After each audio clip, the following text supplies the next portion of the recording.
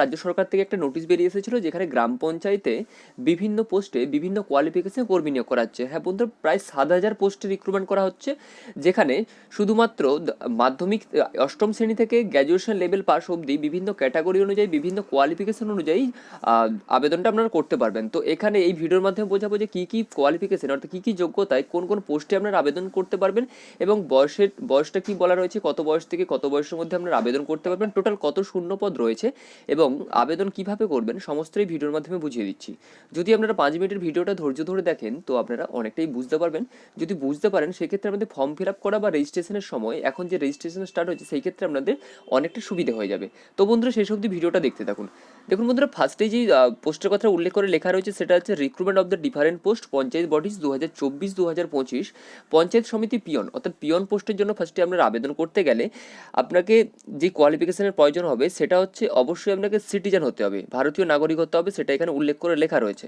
আপনারা যদি খেয়াল করেন এসেনশিয়ালি এলিজিবিলিটিতে দেখুন, এতে লেখা রয়েছে citizen of Indian different and part and constitution of India, অবশ্যই আপনাকে ভারতীয় নাগরিক হতে হবে।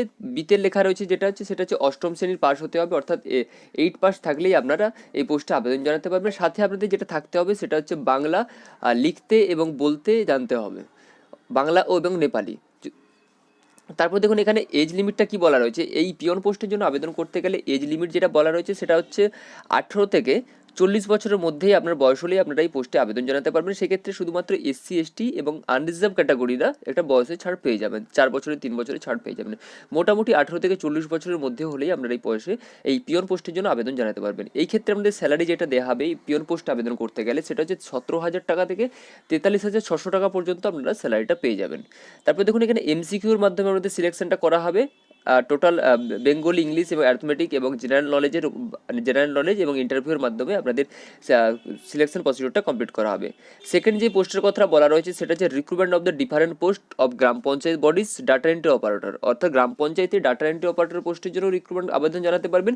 এই ক্ষেত্রে আপনাদের যে কোয়ালিফিকেশনের প্রয়োজন হবে সেটা হচ্ছে অবশ্যই আপনাকে ভারতীয় নাগরিক হতে হবে। দ্বিতীয় নম্বরে যে পোস্ট যেটা বলা রয়েছে অবশ্যই আপনাকে মাধ্যমিক পাস থাকতে হবে।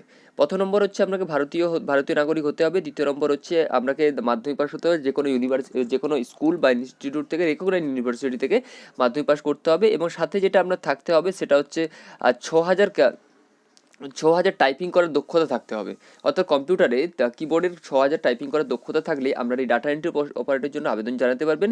এই ক্ষেত্রে আপনাদের বয়স যেটা বলা রয়েছে সেটা হচ্ছে 18 থেকে 40 বছরের মধ্যে, শুধুমাত্র ইডব্লিউএসদের ক্যান্ডিডেটদের জন্য 40 এবং বাকি ওবিসি এদের জন্য 43 এবং ওবিসি বিএদের জন্য 45, অর্থাৎ 18 থেকে মেনলি 44-45 বছরের মধ্যে হলেই আপনারা এই ডাটা এন্ট্রি অপারেটর পোস্টের জন্য আবেদন করতে পারবেন। এই ডাটা এন্ট্রি অপারেটর পোস্টের জন্য আবেদন করলে আপনারা যদি সিলেকশন হয় এই ক্ষেত্রে আপনাদের স্যালারি যেটা বলা রয়েছে সেটা হচ্ছে 22,700 টাকা থেকে 58,500 টাকা পর্যন্ত আপনারা এই ডাটা এন্ট্রি অপারেটর পোস্টের জন্য আপনারা স্যালারিটা পেয়ে যাবেন।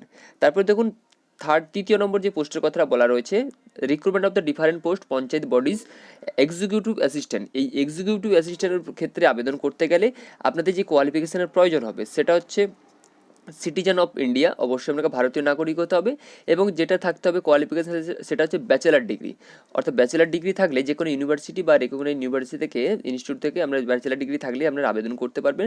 সাথে যেটা থাকতে হবে সেটা হচ্ছে ডিপ্লোমা কম্পিউটার সার্টিফিকেট এবং টেকনিক্যাল এডুকেশনের ওপরে টেকনিক্যাল এডুকেশন বা কম্পিউটার সার্টিফিকেট থাকলেই, অর্থাৎ ব্যাচেলার ডিগ্রি, কম্পিউটার সার্টিফিকেট এবং ভারতীয় নাগরিক হলেই আপনারা এই এক্সিকিউটিভ অ্যাসিস্ট্যান্ট গ্রাম পঞ্চায়েতে আবেদন জানাতে পারবেন।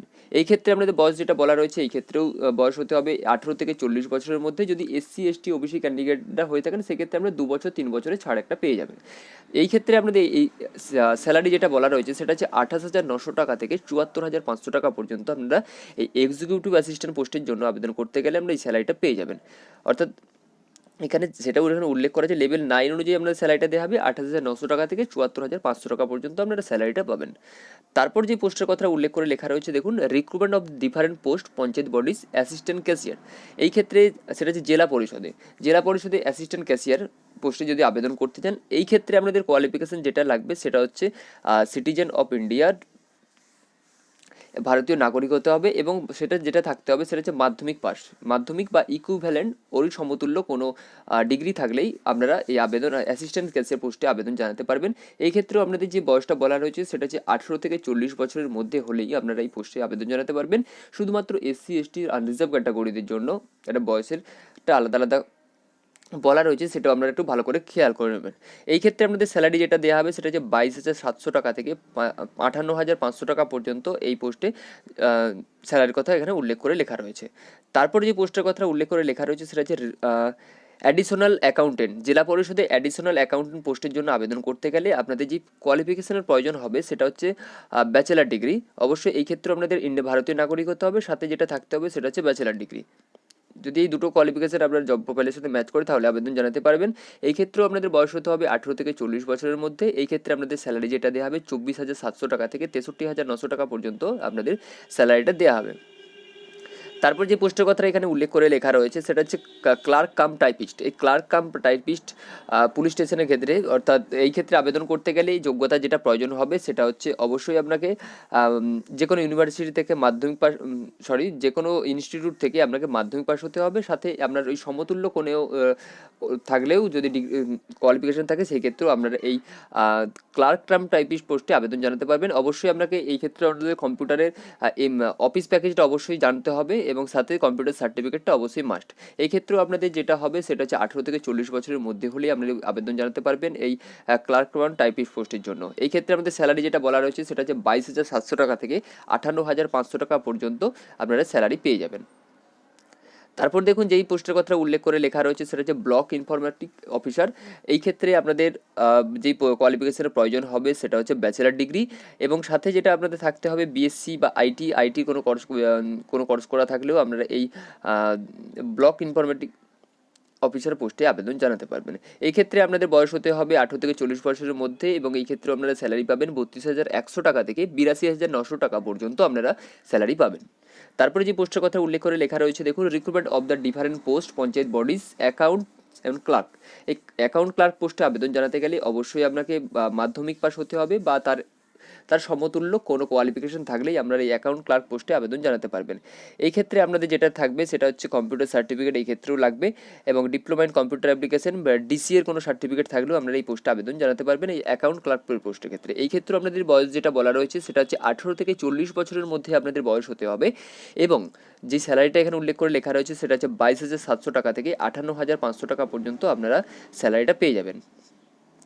তারপরে যে পোস্টের কথা উল্লেখ করে লেখা রয়েছে সেটা ওয়ার্ক অ্যাসিস্ট্যান্ট। জেলা পরিষদের ওয়ার্ক অ্যাসিস্ট্যান্ট পোস্টের জন্য আবেদন জানাতে গেলে এলিজিবিলিটি ক্রাইটেরিয়াতে লেখা আছে এই ক্ষেত্রেও আপনাদের বয়স ভারতীয় নাগরিক হতে হবে এবং সাথে পাস্ট মাধ্যমিক or equivalent examination of any recognized university board or council having the secure not less than 50% marks. অবশ্যই আপনাকে এই ওয়ার্ক অ্যাসিস্ট্যান্ট পোস্টে আবেদন জানাতে গেলে মাধ্যমিক পাস হতে হবে এবং ভারতীয় নাগরিক হতে হবে এবং সাথে অবশ্যই আপনাকে মাধ্যমিকে 50% মার্কস থাকলেই আপনারা এই ওয়ার্ক অ্যাসিস্ট্যান্ট জেলা পরিষদে আবেদন জানাতে পারবেন। এই ক্ষেত্রেও বয়স হতে হবে 18 থেকে 40 বছরের মধ্যে আপনার বয়স হলে আপনারা আবেদন জানাতে পারবেন এবং সেই ক্ষেত্রে আপনারা স্যালারি পেয়ে যাবেন 22,700 টাকা থেকে 58,500 টাকা পর্যন্ত আপনারা স্যালারি পেয়ে যাবেন। তারপর যে পোস্টের কথা এখানে উল্লেখ করে লেখা রয়েছে সেটা হচ্ছে recruitment of different post of panchayat bodies নির্মাণ সহায়ক। গ্রাম পঞ্চায়েতের নির্মাণ সহায়ক পোস্টে আবেদন জানাতে গেলে আপনার কোয়ালিফিকেশান অবশ্যই লাগবে civil engineering diploma civil engineer যদি কোয়ালিফিকেশান থেকে থাকে আবেদন জানাতে পারবেন এবং ভারতীয় নাগরিক হলে ভারতীয় নাগরিক সাথে আপনার সিভিল ইঞ্জিনিয়ার ডিগ্রি অবশ্যই থাকতে হবে ডিপ্লোমা সিভিল ইঞ্জিনিয়ারিং এবং এই ক্ষেত্রে আমাদের বয়স হতে হবে 18 থেকে 40 বছরের মধ্যে এবং এই ক্ষেত্রে আপনারা স্যালারি পেয়ে যাবেন 35,800 টাকা থেকে 92,100 টাকা পর্যন্ত আপনারা স্যালারি পেয়ে যাবেন এই নির্মাণ সহায়ক পোস্টের ক্ষেত্রে। তারপর যে পোস্টের কথা এখানে উল্লেখ করে লেখা রয়েছে সেটা হচ্ছে গ্রুপ ডি এমপ্লয়ি। জেলা পরিষদে গ্রুপ ডি, অর্থাৎ এই ক্ষেত্রে অবশ্যই আপনাকে যে কোয়ালিফিকেশনের প্রয়োজন হবে সেটা হচ্ছে 8ম শ্রেণী পাস, অর্থাৎ 8 পাস থাকলেই আপনারা এই গ্রুপ ডির পোস্টে আবেদন জানাতে পারবেন জেলা পরিষদে গ্রুপ ডি এবং সাথে যেটা আপনাদের বয়স হতে হবে সেটা হচ্ছে 18 থেকে 40 বছরের মধ্যে হলেই আপনারা এই বয়সে আবেদন জানাতে পারবেন। এই ক্ষেত্রে আপনারা স্যালারি যেটা পাবেন সেটা হচ্ছে 17,000 টাকা থেকে 43,600 টাকা পর্যন্ত আপনারা স্যালারিটা পেয়ে যাবেন। তারপরে যে পোস্টের কথা এখানে উল্লেখ করে লেখা রয়েছে সেটা হচ্ছে recruitment of the different post panchayat bodies গ্রাম পঞ্চায়েত কর্মী। এই গ্রাম পঞ্চায়েত কর্মী পোস্টে আবেদন জানাতে গেলে এই গ্রাম পঞ্চায়েত কর্মী পোস্টে আবেদন জানাতে গেলে এই ক্ষেত্রেও আপনাদের অষ্টম শ্রেণী পাস থাকতে হবে এবং ভারতীয় নাগরিক হতে হবে এবং বয়স হতে হবে 18 থেকে 40 বছরের মধ্যে। তাহলেই যদি আমরা এই কোয়ালিফিকেশনে ম্যাচ করি তাহলে গ্রাম পঞ্চায়েত কর্মীর জন্য আবেদন জানাতে পারবেন। এই ক্ষেত্রে আপনাদের স্যালারি যেটা দেওয়া হবে সেটা হচ্ছে 17,000 টাকা থেকে 43,600 টাকা পর্যন্ত আপনারা স্যালারিটা পেয়ে যাবেন।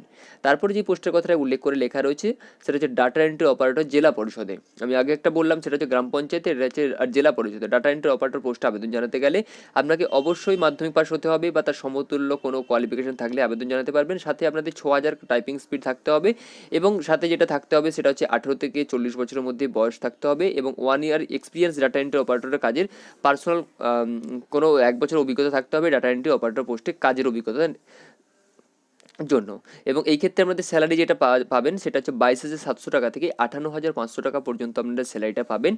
এবং এই ক্ষেত্রে আপনাদের একটা বয়সে ছাড় পেয়ে যাবেন, সেটা আপনি ভালো করে নোটিশটা চেক আউট করে নেবেন।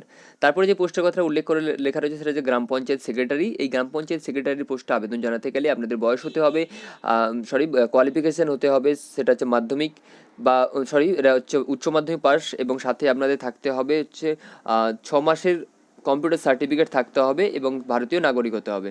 উচ্চ মাধ্যমিক পাস সাথে 6 মাসের কম্পিউটার সার্টিফিকেট আর ভারতীয় নাগরিক হলেই আমরা এই গ্রাম পঞ্চায়েত সেক্রেটারি পোস্টে আবেদন জানাতে পারবেন। এই ক্ষেত্রে আপনাদের বয়স যেটা বলা রয়েছে সেটা হচ্ছে 18 থেকে 40 বছরের মধ্যে আপনার বয়স হতে হবে এবং এই ক্ষেত্রে আপনারা স্যালারি যেটা পাবেন সেটা হচ্ছে 22,700 টাকা থেকে 58,500 টাকা পর্যন্ত আপনারা স্যালারিটা পেয়ে যাবেন এই সেক্রেটারি পোস্টের ক্ষেত্রে।